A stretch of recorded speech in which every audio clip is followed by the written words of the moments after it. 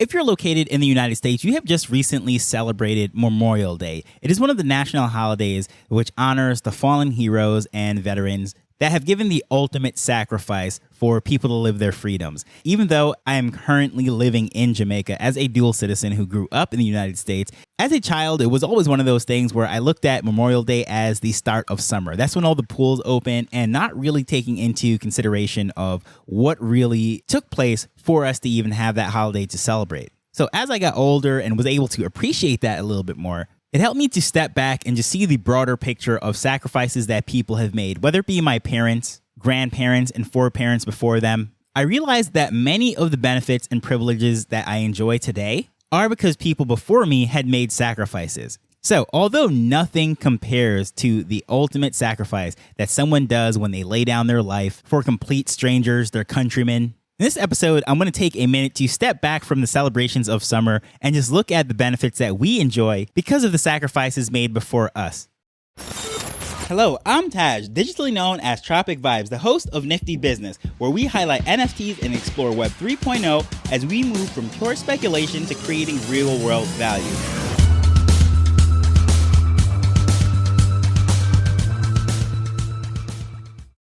As I said, nothing compares to that ultimate sacrifice that people laid down their lives for us to enjoy what we have today. But the broader picture of it, when sacrifice is made today, someone in the future is going to benefit from that. And usually this is something that I look at when it comes around Thanksgiving time, when I'm looking at my many blessings and all the things that I have around me. But for whatever reason, I was thinking about that a lot yesterday with Memorial Day. As I said, I'm currently located in Jamaica. I appreciate that holiday and the spirit of it. And someone who has had family members serve in the military and what have you, I know how much it means to them because I was fortunate enough to have them come home. However, many of their brothers in arms did not return home with them. So I know it's a very heavy day for them. So speaking to them and what have you, it is a very somber day and not to dampen the spirit or anything, because I understand you come here for the Web3, to hear about NFTs and what have you. So the parallel that I was thinking of was the things that were going on in this space, because for the most part, again, we're in a relatively down period right now. A lot of businesses have failed. There have been a lot of bankruptcies. There have been a lot of quote unquote rug pulls. There have been people that lost their money, their wallets, their life savings, you name it. Some horrible things have happened over the last 2 years between the time of the peak of the bull market and to right now, where hopefully we're somewhere around the bottom of this bear market. And a lot of what we stand for in Web3 is freedom and giving power to the people and what have you. And those things are really something that we cherish universally. That is not just an American virtue or a Western idea. Deep down, each and every one of us does want freedom, what have you. And that is why we're so excited about Web3 and everything that's happening here, because for the first time, it seems like we're able to control things that were out of our reach for decades when it comes to technology, but when it comes to the monetary policy of things, that has really been out of our reach for generations. I don't know which time in history there was ever a time like what we have currently, with what we're facing with Bitcoin and ETH and all of these self-sovereign currencies that are not attached to any sort of government state, if you will, any military force that is strong-arming people to accept this as payment. This is something that is truly valuable because people value it. And in the case of Bitcoin, there is a hard set supply. And in the case of Ethereum, there's smart contracts and all sorts of protocols and mechanisms to govern everything. And it is just a beautiful time. Right now, what we're seeing in the States, how they're negotiating the debt ceiling and all of that, it just shines light onto what's going on in this space and the importance of it, because there's so many people right now that are watching CNN and Fox News, MSNBC, or the BBC or whatever it might be, and they're looking at what's happening with Congress and how they're going to raise the debt ceiling to hopefully push it past the election and what have you, kicking that debt can down the road. And we're thinking like, well, what exactly is happening there? And you look around the world and it's even more strange outside the U.S. because there is no debt ceiling for any other country. For whatever reason, the U.S. decides to have this debt ceiling that then they have to continuously keep raising. But countries all around the world have no debt ceiling. That is wild. These things that we're exploring right here in Web3 when it comes to the Bitcoin and smart contracts and all of that. I mean, we have a lot of fun with NFTs, but it is so much more than the profile pictures, the technology of being able to track things, verify, know that your bank actually has those funds that are there. unlike what we're seeing with fractional reserves. That's what's happening in the traditional banking system, where they can loan out $100 for every dollar they have or something crazy like that.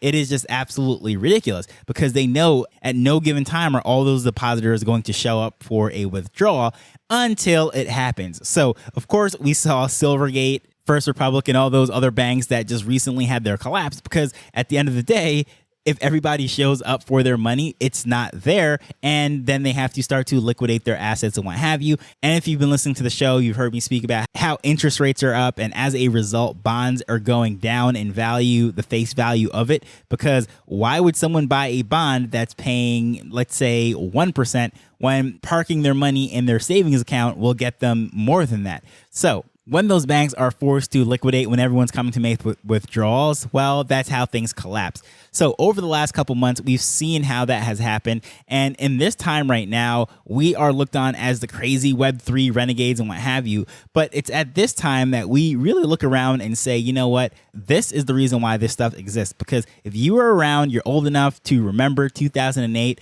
when the financial crisis happened with all those mortgages and what have you.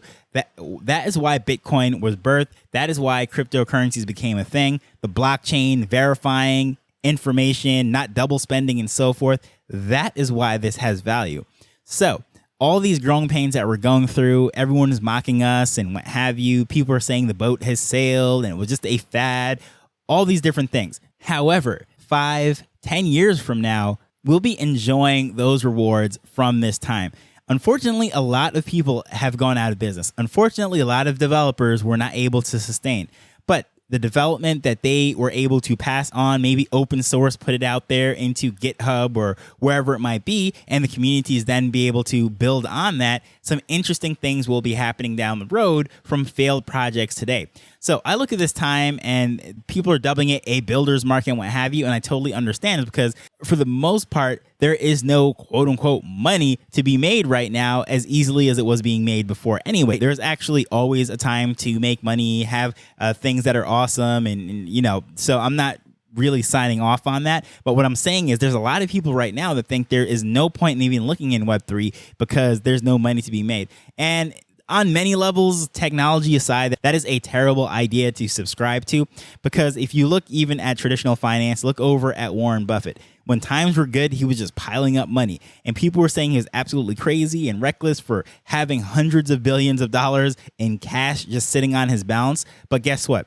Now that things are starting to get rough, prices are falling and things are being devalued, that's when savvy people such as Warren Buffett then start to deploy their cash and buy things while they're depreciated. So although things are not doing the best as far as the headlines and excitements and the hoopla and the social media reel isn't where it was, say, 2 years ago, right now, this time, the things that are going on is absolutely still amazing. And I appreciate it if you're tuned into this, you're listening to the show and what have you, you're interacting on Twitter.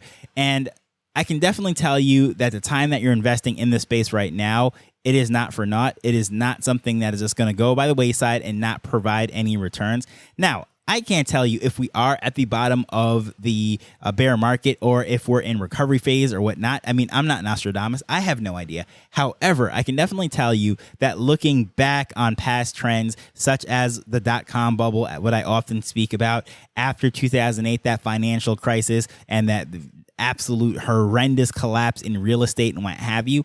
Well, after that, there is a recovery period. Those people that stuck it out, that they grinded it out, hopefully they had enough reserves, they had enough whatever it was to actually survive and make it through it. Well, they were able to capitalize on the other side of it. However, the ones that did not make it, the ones that were ultimately casualties in the matter, we were able to learn from them. We were able to take lessons. We're still doing case studies from all of those failed operations. And guess what? We're able to build on that. And a lot of the amazing things that we enjoy today is because of that. So tying everything back together, and I know I'm sort of all over the place. And again, I'm not trying to make light of anything, but it just some thoughts that were running off in my head when I was thinking about that yesterday. And I said, you know what? This actually makes sense. There is some parallels that are here.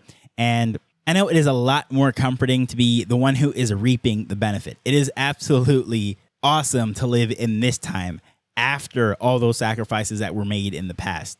And especially as someone who is a big fan of history, I see the consistent theme. In the generation where big sacrifices are made, the following generations enjoys to have some amazing luxuries because of those sacrifices that were made. But luckily for us, generations in tech are not the same as generations in our lifetime. So as we progress, as we innovate, as we make some amazing progress and build some things, guess what? New generations are able to benefit from previous generations' sacrifice. There are some failed projects, failed applications, protocols, and ideas that we thought made perfect sense at the time, but they were complete disasters, caused a lot of people to have a lot of heartaches and failures and what have you, but we're able to learn from that and build on that. But regardless of where you are in the world, I think that is something that you can relate to. I know virtually every country around the world has some form of day of honoring the fallen or something of that nature. And if you are someone who has lost anyone that made that ultimate sacrifice, my heart goes out to you, and I hope nothing I said was triggering or irreverent in any kind of way. But as I sat there, it was just something that I was thinking about yesterday and thought I would share that with you. But as usual, I just want to thank you for taking time to listen to this as we're learning and building Web3 together. So until next time, later. The Nifty Business Arrow is not investment advice. It provides insights and information within the space. As with anything, please do your own research before making a decision whether you're making an investment or a purchase.